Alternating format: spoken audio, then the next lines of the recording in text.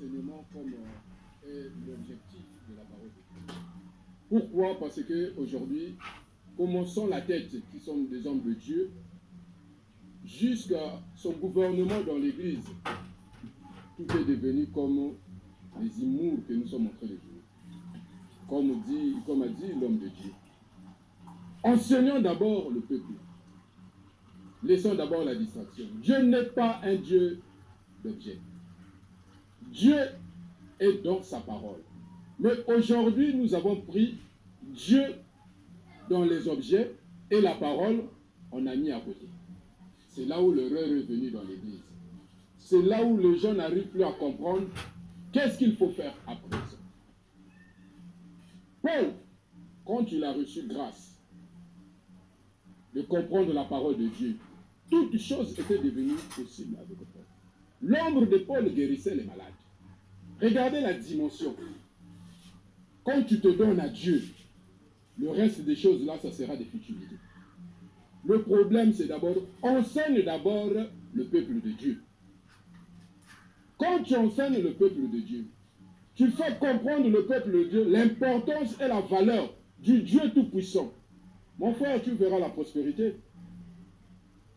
Inutile de créer des choses qui vont montrer que tu es dans le vrai au moment où tu es dans le faux. À chaque instant, vous organisez des choses qui n'est même pas bibliques dans l'Église. Comme il y a un slogan qui coule dans la ville. Si ton Dieu est Dieu, prouve-le. Mais ça c'est l'ironie. Et les gens qui disent ça sont focalisés sur les objets. La parole de Dieu, ils sont nuls. Et les brebis qui disent Amen quand on lance des slogans comme ça, si tu vois leur vue, tu as même envie de pleurer. Et on se pose des questions. Qu'est-ce que nous enseignons dans l'Église? La prospérité, la bénédiction, et voilà. Venez chez nous, vous allez voir, votre vie va changer. Ma vie va changer comment? En trouvant le travail. Tu peux trouver le travail, il n'y a pas de problème. Mais le combat ne s'arrête pas parce que tu as trouvé le travail. S'il y a quelque chose de la famille qui te réclame de jour comme de nuit, et tu n'as pas la capacité de combattre cela, le travail là, un jour tu vas perdre ça.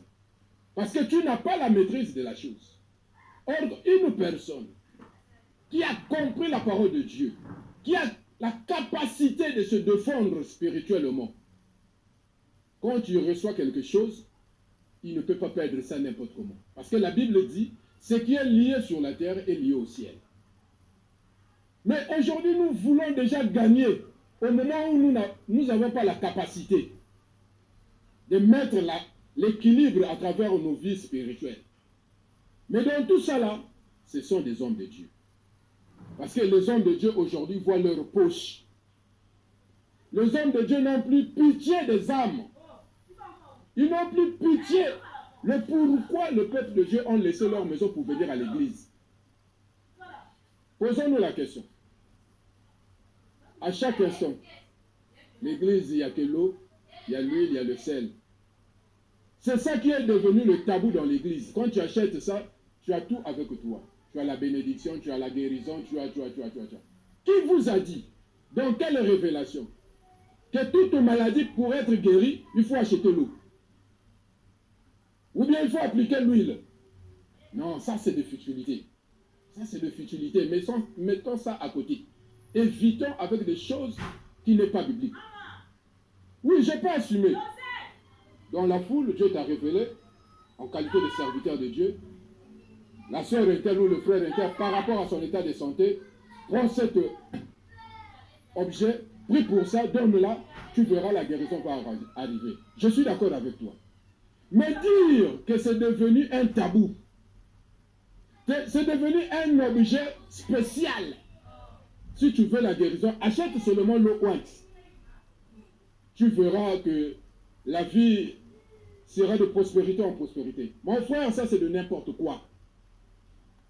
Ça fait combien de temps que tu as visité les églises?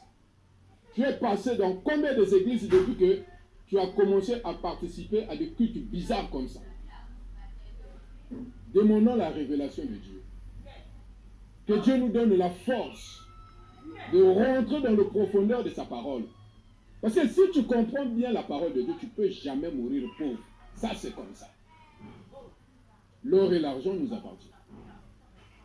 Mais aujourd'hui, si tu vois ce qui se passe dans les assemblées chrétiennes, dans les églises dites du message, et dans d'autres églises, ça te donne même envie de pleurer. Tu te poses même des questions.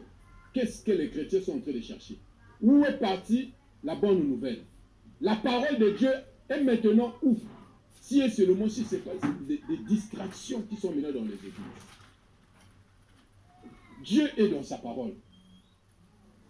Ça, tout le monde doit connaître ça ce soir. Dieu est dans sa parole. Si tu veux voir la gloire de Dieu, sois comme David. Sois comme Daniel. Daniel a passé des épreuves graves. Mais comme il avait l'assurance, il avait compris la grandeur du Dieu, qu'il le priait de jour comme de nuit. Les lions n'ont pas pu manger Daniel. Mais aujourd'hui, au lieu qu'on nous enseigne la parole de Dieu telle qu'on nous a donné ça dans la Bible, non. Tu ne connais même pas combattre. Dès qu'un cafard passe là, tu appelles l'homme de Dieu. Papa, je n'arrive pas à dormir. Papa, il y a des rats, il y a des souris. Papa, non. Comment? Tu vas à l'église. Pourquoi? Parce que on vous enlève cette culture de connaître la parole de Dieu, mais plutôt rester sur les objets.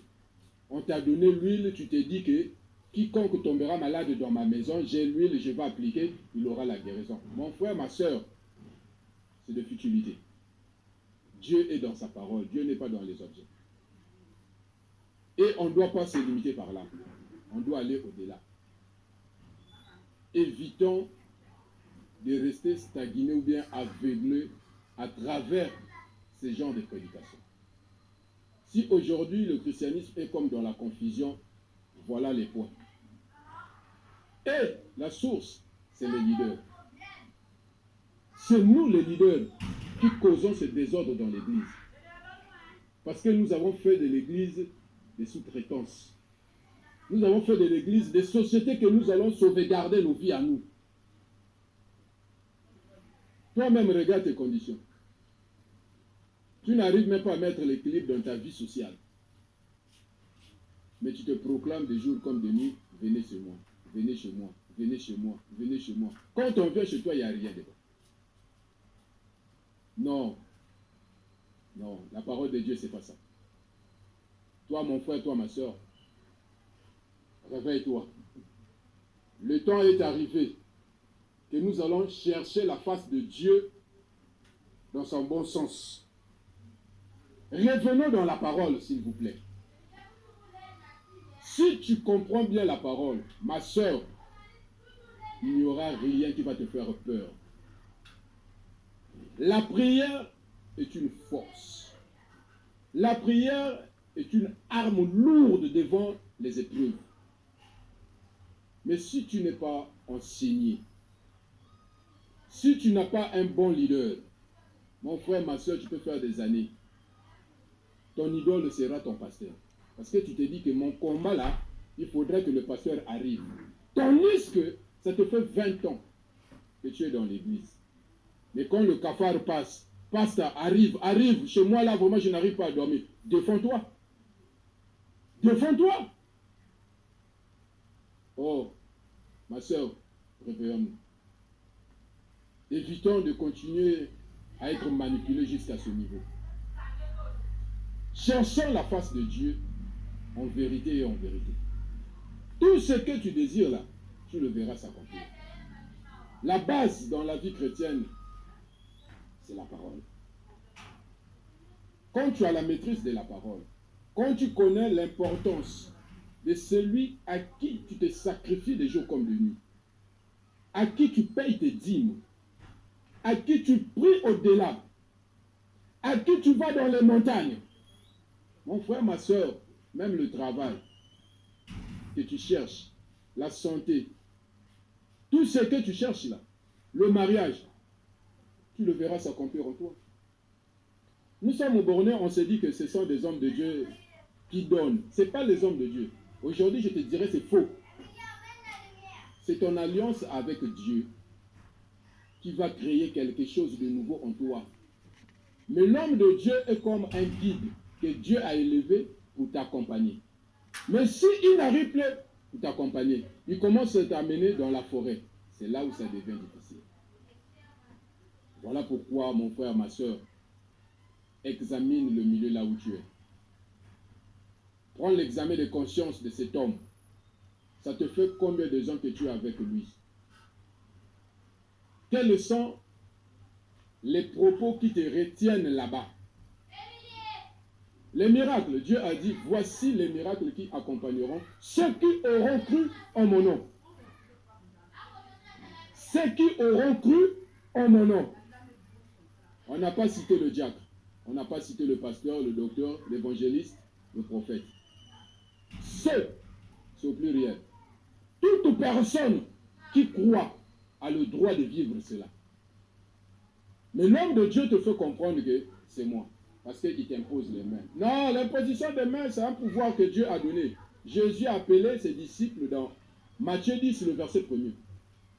Il leur a donné le pouvoir d'imposer les mains, chasser les démons, toutes ces histoires, tout. Oui. Mais toi, tu peux le faire. Parce qu'aujourd'hui, c'est le même Jésus que l'homme de Dieu, soi-disant, il prie. C'est le même Jésus que toi aussi tu pries. Ne soyons pas bornés avec des choses que nous sommes en train de voir. Mais crois que Dieu a la capacité de rendre toutes choses possibles en toi. Parce que tu t'es donné corps et âme pour le chercher. À peine, nous venons de lire dans Jean. Si vous demanderez quelque chose en mon nom, je le ferai. La parole de Dieu a dit ça. La parole de Dieu n'a pas dit que tu demandes chez l'homme de Dieu. Non. Si vous demandez quelque chose en mon nom, au nom de Jésus-Christ, ce n'est pas au nom du pasteur. Mon frère, réveille-toi. Ma soeur, réveille-toi. Je pense que vous avez compris. Prends la résolution. Avec Dieu, tout est possible. Kolo apambola yo